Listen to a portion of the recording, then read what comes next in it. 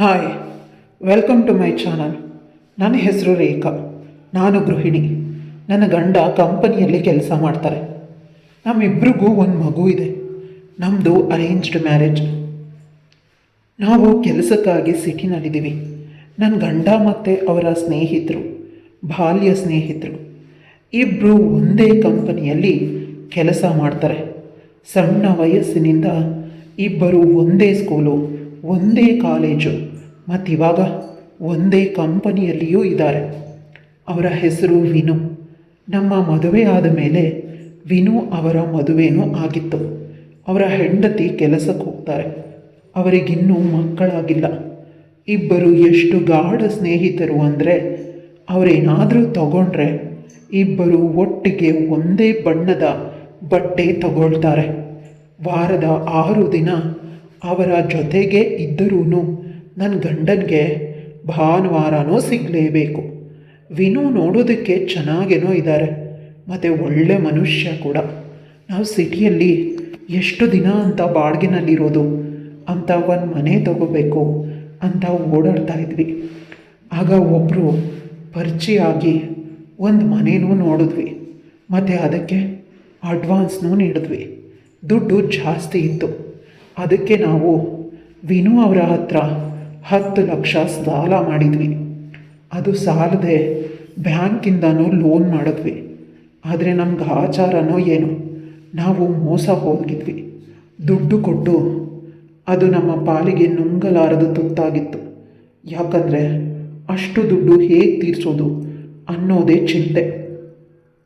ಬ್ಯಾಂಕ್ನವರು ಮನೆ ಮುಂದೆ ಬಂದು ನಿಲ್ತಾರೆ. ಮಾನ ಮರ್ಯಾದೆ ಹೋಗುತ್ತೆ.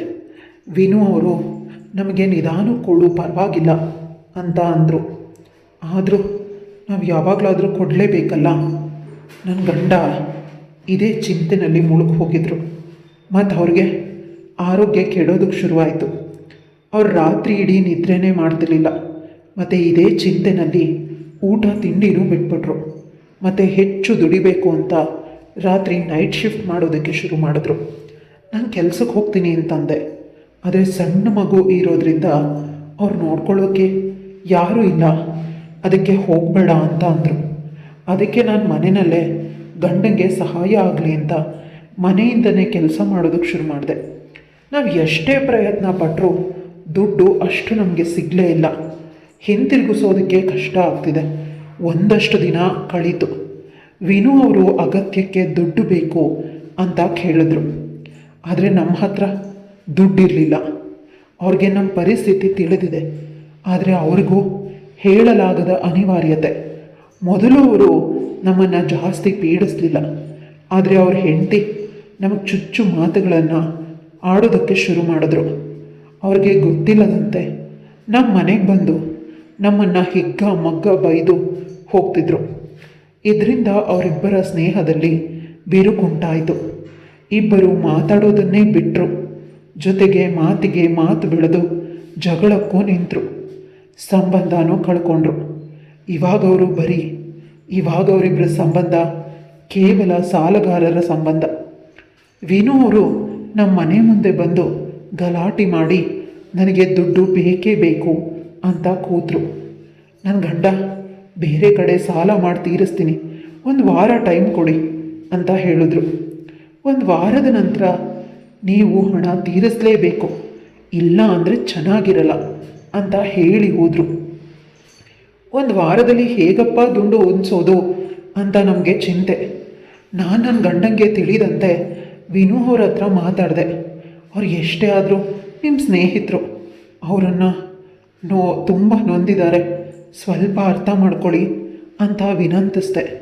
ಅದಕ್ಕೆ ವಿನು ಅವರಂದರು, ನಮ್ಮದೇನೂ ಅಭ್ಯಂತರ ಇಲ್ಲ, ಆದರೆ ನನ್ನ ಹೆಂಡತಿ ನನ್ನ ಹಿಂದೆ ಬಿದ್ದಿದ್ದಾಳೆ, ದುಡ್ಡು ತಗೊಂಡು ಬರಲೇಬೇಕು ಅಂತ.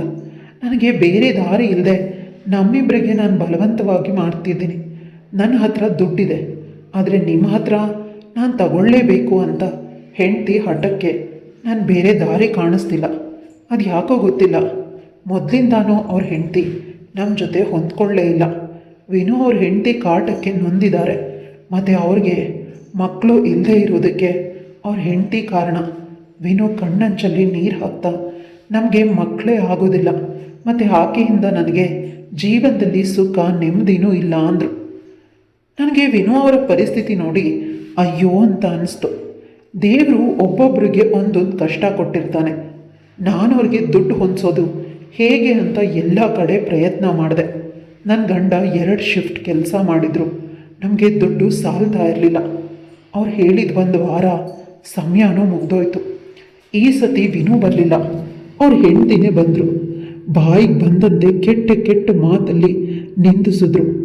ನನ್ನ ಗಂಡ ಕೋಪಿಸ್ಕೊಂಡು ಬೇಜಾರಾಗಿ ನಾನು ಮನೆ ಬಿಟ್ಟು ಹೋಗ್ತಾ ಇದ್ದೀನಿ, ನಾನು ಬದುಕಿರೋದಕ್ಕೆ ಇನ್ಯಾವ ಮುಖ ಹೊತ್ಕೊಂಡಿರಲಿ ಅಂತ ಗೋಳಾಡಿ ಅವರು ಮನೆಯಿಂದ ಹೊರಟೋದ್ರು. ನನಗೆ ಬೇರೆ ದಾರಿ ಇರಲಿಲ್ಲ. ವಿನು ಅವ್ರಿಗೆ ಫೋನ್ ಮಾಡಿದೆ. ನನ್ನ ಹೆಂಡತಿ ಹೇಳಿದ್ರೆ ಕೇಳಲ್ಲಮ್ಮ, ಏನು ಮಾಡೋಣ? ಆದರೆ ನನಗೂ ಬೇರೆ ದಾರಿ ಇಲ್ಲ. ಅವಳಿಗೆ ನಾನು ದುಡ್ಡು ಕೊಡಲೇಬೇಕು. ನಿನ್ನ ಗಂಡನ್ನ ಸಮಾಧಾನ ಮಾಡಿ ನಾನು ಕರ್ಕೊಂಡು ಬರ್ತೀನಿ. ನನ್ನ ಸಮಸ್ಯೆಗೆ ಪರಿಹಾರ ನಾನು ಕೊಡ್ತೀನಿ. ವಿನು ಅವರ ಮಾತು ಕೇಳಿ ನನಗೆ ಸ್ವಲ್ಪ ಸಮಾಧಾನ ಆಯಿತು. ನನ್ನ ಗಂಡನ ಹತ್ರ ಫೋನ್ನಲ್ಲಿ ಮಾತಾಡಿದೆ. ಅವರು ನಾನು ಕೆಲಸಕ್ಕೆ ಹೋಗಿರ್ತೀನಿ, ಈಗ ರಾತ್ರಿ ಬರ್ತೀನಿ ಅಂತ ಹೇಳಿದ್ರು. ಆದರೆ ಸಮಸ್ಯೆ ಇನ್ನೂ ಮುಗ್ದಿಲ್ಲ. ನಾನು ವಿನು ಅವ್ರಿಗೆ ಹೇಳಿದೆ, ನಾವು ಕೊಡಬೇಕಾಗಿರೋ 10 ಲಕ್ಷನ ನೀವೇ ಹೊಂದಿಸಿ ಕೊಡ್ಬೋದು ಅಲ್ವಾ? ನಾನು ನಿಧಾನಕ್ಕೆ ನಿಮಗೆ ಕೊಡ್ತೀನಿ. ನಾನು ಕೊಡ್ಬೋದು, ಆದರೆ ಯಾವ ಕಾರಣಕ್ಕೆ ನಾನು ಕೊಡಬೇಕು? ನಿನ್ನ ಗಂಡನ ಜೊತೆ ಜಗಳ ಆಡಿ ಬೈದಿದ್ದೀನಿ. ಅವನಿಗೆ ಉಪಕಾರ ಮಾಡೋದಕ್ಕೆ ನನಗಿವಾಗ ಮನಸ್ಸಿಲ್ಲ. ಬೇಕಾದರೆ ಇನ್ನೂ ಹೆಚ್ಚು ಸಮಯ ಕೊಡ್ತೀನಿ, ಆದರೆ ಈಗ ಈ ಸಹಾಯ ಸಾಧ್ಯನೇ ಇಲ್ಲ. ಮತ್ತೇನು ಸಹಾಯ ಮಾಡಬಹುದು ನೀವು ನಮಗೆ? ನಾನು ಒಂದು ಸಹಾಯ ಮಾಡ್ಬೋದು ನೋಡಿ. ನನಗೆ ಹೆಂಡತಿಯಿಂದ ಮನಃಶಾಂತಿ ಇಲ್ಲ. ಈ ಮನಃಶಾಂತಿಯನ್ನು ನೀವು ನೀಡಿದ್ರೆ ನಾನು ನಿಮಗೆ ಸಹಾಯ ಮಾಡ್ತೀನಿ. ಅದು ಹೇಗೆ ಸಾಧ್ಯ? ನೀವು ನನ್ನ ಗಂಡನ ಸ್ನೇಹಿತ. ಖಂಡಿತ ಸಾಧ್ಯ ಇದೆ. ನಿಮ್ಮ ಗಂಡ ನನ್ನ ಹತ್ರ ಎಲ್ಲನೂ ಹಂಚ್ಕೊಂಡಿದ್ದಾರೆ. ನಿಮಗೇನು ಕಷ್ಟ ಆಗುತ್ತೆ, ಯಾವುದು ಇಷ್ಟ ಆಗಲ್ಲ ಅನ್ನೋದು ಅವನಿಗಿಂತ ನನಗೆ ಚೆನ್ನಾಗಿ ಗೊತ್ತು. ನೋಡಿ, ನೀವು ಮನಸ್ಸು ಮಾಡಿದ್ರೆ ಹಿಂದೆ ನಿಮ್ಮ ಸಮಸ್ಯೆ ಬಗೆಹರಿಯುತ್ತೆ. ನಾನು ವಿನು ಅವರ ಮಾತನ್ನು ಕೇಳಿ ಸ್ವಲ್ಪ ಹೊತ್ತು ಯೋಚಿಸಿ ಮನೆ ಬಾಗಿಲನ್ನು ಹಾಕ್ತೆ. ಈ 4 ಗೋಡೆ ಮಧ್ಯೆ ನಡೆಯೋ ಈ ಕೆಲಸ 4 ಗೋಡೆ ಮಧ್ಯೆನೇ ಇರಬೇಕು. ಆಯಿತು, ನೀವು ಇಷ್ಟಪಟ್ಟಂತೆ ಆಗಲಿ. ನನಗೆ ಗೊತ್ತಿದೆ ನಿಮಗೆ ಮೇಲೆ ಬಂದು ಕುಣಿಯೋದು ಇಷ್ಟ ಅಂತ. ಇವತ್ತು ಅದನ್ನೇ ಮಾಡೋಣ. ವಿನು ಮನಸ್ಸಲ್ಲಿ ಮೃದು, ಆದರೆ ಅವರ ಬಹುದಿನಗಳ ಅಂತರ ಅವರನ್ನು ರೊಚ್ಚಿಗೇಳುವಂತೆ ಮಾಡಿದೆ. ಹೆಬ್ಬಾವಿನಂತೆ ಮೇಲೆರಗಿದ್ರು, ಹತ್ತಿ ಕುಣಿದ್ರು. ಅವ್ರ ಕುಣಿತಕ್ಕೆ ನೀರು ಚಿಮ್ತು. ಆದರೂ ಕುಣಿತಾನ ನಿಲ್ಲಿಸಲೇ ಇಲ್ಲ. ಯಾಕಂದರೆ ಅವ್ರಿಗಿನ್ನೂ ಕುಣಿಬೇಕು ಆಗಿದೆ. ಅದಕ್ಕೆ ನಾನು ಹೇಳಿದೆ, ಇಷ್ಟು ಕುಣಿದಿದ್ದು ಸಾಕು, ಸ್ವಲ್ಪ ಸುಧಾರಿಸ್ಕೊಳ್ಳಿ. ಅರ್ಧ ಗಂಟೆ ಸುಧಾರಿಸ್ಕೊಂಡು ಮತ್ತೆ ಕುಣಿಯೋದಕ್ಕೆ ಶುರು ಮಾಡಿದ್ರು. ಹೆಬ್ಬಾವಿನ ಹಠ ಶುರುವಾಯಿತು. ಈ ಸರ್ತಿ ಹೆಬ್ಬಾವು ನಿಯಂತ್ರಣಕ್ಕೆ ಬಂದಿದೆ. ಬಹಳ ಹೊತ್ತು ಹೆಬ್ಬಾವು ಕುಣಿದಿದೆ. ಆ ಕುಣಿತದಿಂದ ಸುಸ್ತಾಗಿದೆ. ಹೆಬ್ಬಾವು ಮಲಗ್ತು. ಹೆಬ್ಬಾವು ಮಲಗಿದ ಮೇಲೆ ವಿನು, ನಾನು ನಿಮಗೆ 10 ಲಕ್ಷ ಕೊಡ್ತೀನಿ, ಆದರೆ ನನ್ನ ಹೆಂಡತಿಗೆ ನೀವು ಈ ವಿಷಯನ ಹೇಳಬಾರ್ದು.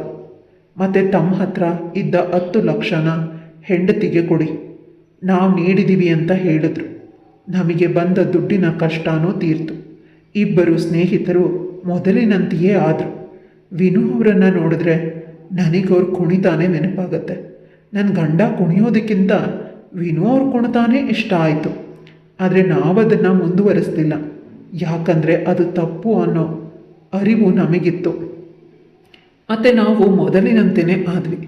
ಆದರೂ ವಿನು ಅವರು ಗೆಳೆಯನ ಕಷ್ಟಕ್ಕೆ ಆದರು. ಮತ್ತು ನಾನು ಅವ್ರ ಕಷ್ಟನ ಅರ್ಥ ಮಾಡಿಕೊಂಡು ಅವ್ರಿಗೆ ಮನಃಶಾಂತಿಯನ್ನು ನೀಡಿದೆ. ಈ ಸ್ನೇಹ ಹಾಗೆ ಉಳಿತು. ಈ ಸ್ನೇಹಕ್ಕೆ ನನ್ನ ಕೆಲಸದಿಂದ ಭಂಗ ಬರಲಿಲ್ಲ ಅನ್ನೋ ಸಮಾಧಾನ ಇದೆ ನನಗೆ. ಮತ್ತು ನಮ್ಮ ಮನೆಯ ಕಷ್ಟನೂ ತೀರಿದೆ. ನೋಡಿ ಸ್ನೇಹಿತರೆ, ಇದು ಕೇವಲ ಕಾಲ್ಪನಿಕ ಕಥೆಗಳು. ಈ ಕಥೆಗಳಲ್ಲಿ ಬರೋ ಒಳ್ಳೆಯ ಅಂಶಗಳನ್ನು ಮಾತ್ರ ನಾವು ತಗೋಬೇಕು. ನಾವು ಬದುಕನ್ನು ಉತ್ತಮವಾಗಿ ಬದುಕಬೇಕು. ಸೊ ಕಥೆ ಇಲ್ಲಿಗೆ ಮುಗಿಯುತ್ತೆ. ಕತೆ ಬಗ್ಗೆ ನಿಮ್ಮ ಅನಿಸಿಕೆ ಅಭಿಪ್ರಾಯ ಏನಾದರೂ ಇದ್ದರೆ ಕಮೆಂಟ್ ಮಾಡಿ ತಿಳಿಸಿ. ಹಾಗೆ ಲೈಕ್ ಶೇರ್ ಮಾಡೋದನ್ನು ಮರಿಬೇಡಿ. ಸಬ್ಸ್ಕ್ರೈಬ್ ಮಾಡಿಕೊಂಡು ಕಥೆನ ಕೇಳಿಸ್ಕೊಡಿ. ಬಾಯ್.